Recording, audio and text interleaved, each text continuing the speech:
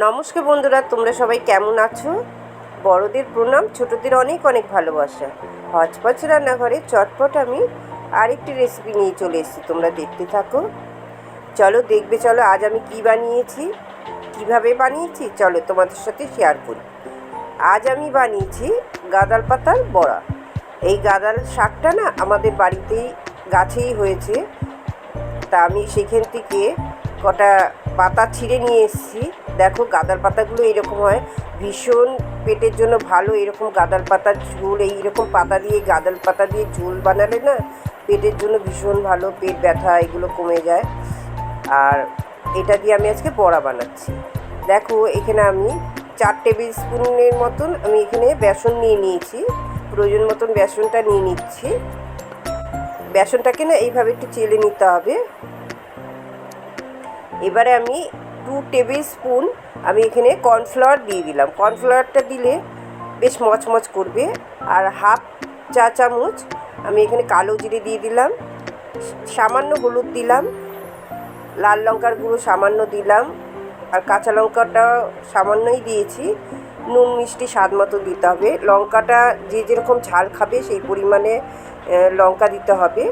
মিক্সিটা ধুয়ে আমি জল দিয়ে দিচ্ছি, এর মধ্যে আমি লঙ্কা বেটেছিলাম। এবার আমি অল্প জল দিয়ে গুলে নিচ্ছি। আর এইদিকে দেখো শাকটা ভালো করে ধুয়ে বেছে এইভাবে কুচিয়ে নিতে হবে, একদম কুচি কুচি করে কেটে নিতে হবে ছুরি দিয়ে। দেখো কোচানোটা হয়ে গেছে। এবার আমি ব্যাটারটা যে গুলে রেখেছিলাম সের মধ্যে দিয়ে এবার ভালো করে মাখিয়ে নেব। মাখিয়ে 5 মিনিট বাদে এটাকে ভেজে নিতে হবে বড়ার মতন করে। বড়া ভেজে নিতে হবে গরম গরম ডালের সাথে, বন্ধুরা অপূর্ব লাগে। এইভাবে গাঁদাল পাতার বড়া ভেজে তোমরা বন্ধুরা একবার খেয়ে দেখো, দারুণ খেতে লাগে। যতটা বিচ্ছিরি গন্ধ লাগে কাঁচা অবস্থায়, কিন্তু ভাজার পরে রান্নার পরে কিন্তু সেই গন্ধটা থাকে না। তোমরা একবার বাড়িতে এইভাবে বানিও, চায়ের সাথেও বেশ ভালো লাগবে। বিকেলবেলা যদি তোমরা চায়ের সাথে খাও এরকম পকোড়া বানিয়ে।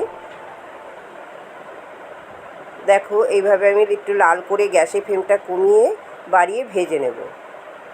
বেশ মচমচ করবে। তোমরা কর্নফ্লাওয়ারের বদলে তোমরা চালের গুঁড়োও দিতে পারো, চালের গুঁড়ো দিলেও বেশ ভালো লাগবে।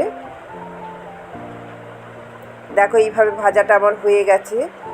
এবারে আমি আরও কিছুটা আছে, আমি একইভাবে বড়াগুলোকে ভেজে নেব। তোমাদের এই রেসিপিটা তোমাদের কেমন লাগলো? যদি ভালো লাগে একটা লাইক শেয়ার সাবস্ক্রাইব করে দিও।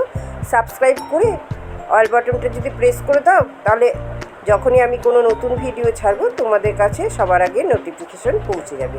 দেখো রেডি আমার গাঁদাল পাতার বড়া। বন্ধুরা তোমরা সবাই খুব ভালো থেকো, সুস্থ থেকো, আনন্দে থেকো।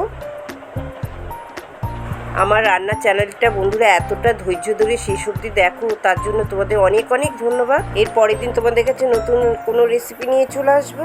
বাই।